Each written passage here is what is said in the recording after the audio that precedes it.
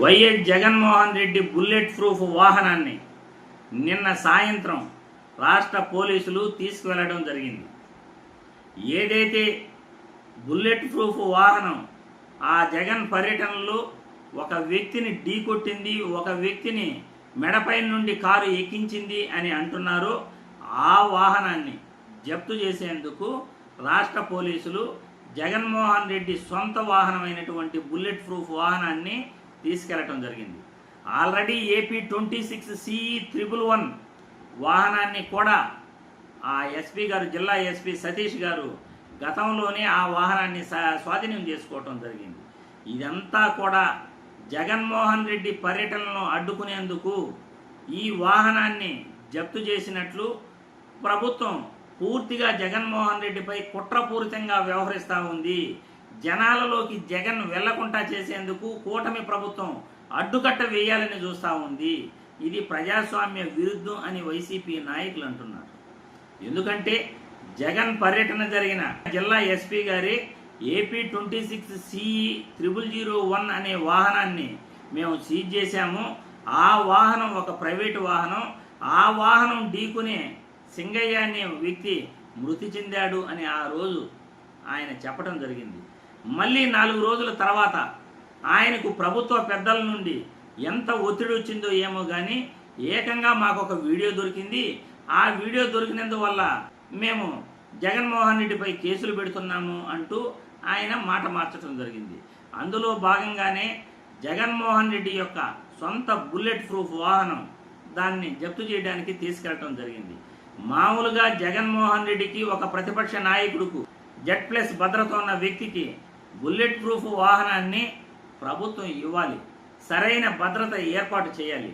కానీ జగన్మోహన్ రెడ్డికి ఒక డొక్కు వాహనం అరేంజ్ చేయటం వల్ల ఆ డొక్కు వాహనం గత పర్యటనలో అది నిలిచిపోవటం వల్ల జగన్మోహన్ రెడ్డి ఆ వాహనాన్ని అక్కడే వదిలేసి ఆయన ఒక ప్రైవేటు వాహనంలో వెళ్ళిపోవటం, బెంగళూరుకి వెళ్ళిపోవటం ప్రజలందరికీ కూడా తెలిసిన విషయమే.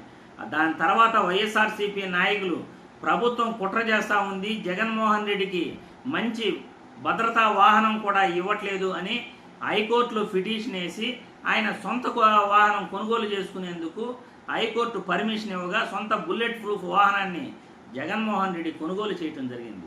ఇప్పుడు ఆ సొంత వాహనాన్ని కూడా ఆల్రెడీ ఒక వాహనాన్ని సీజ్ చేస్తున్నారు. ఏపీ 26 CE 001 అనే వాహనాన్ని సీజ్ చేస్తున్నారు. మళ్ళీ జగన్మోహన్ రెడ్డి సొంత వాహనాన్ని కూడా జప్తు చేసి ఆ వాహనాన్ని కూడా నిన్న సాయంత్రం తీసుకెళ్ళిపోయింది.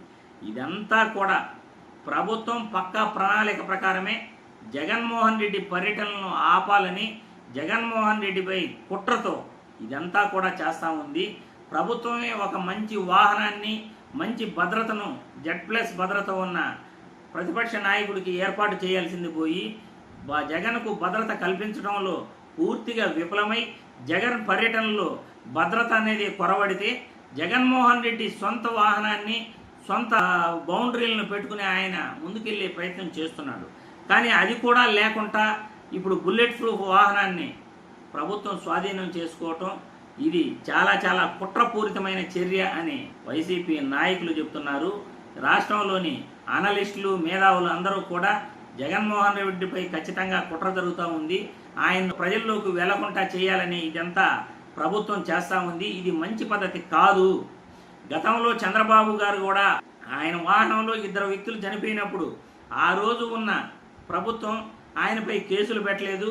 ఆ రోజు ఉన్న చంద్రబాబు అనుకూల మీడియా ఒక్క మాట కూడా మాట్లాడలేదు. మరి జగన్మోహన్ రెడ్డికి చట్టాలు వర్తించినప్పుడు చంద్రబాబుకు చట్టాలు వర్తించవా అని రాష్ట్రంలోని అనలిస్టులు కానీ, రాజకీయ విశ్లేషకులు కానీ, మేధావులు కానీ మాట్లాడుకుంటున్నారు.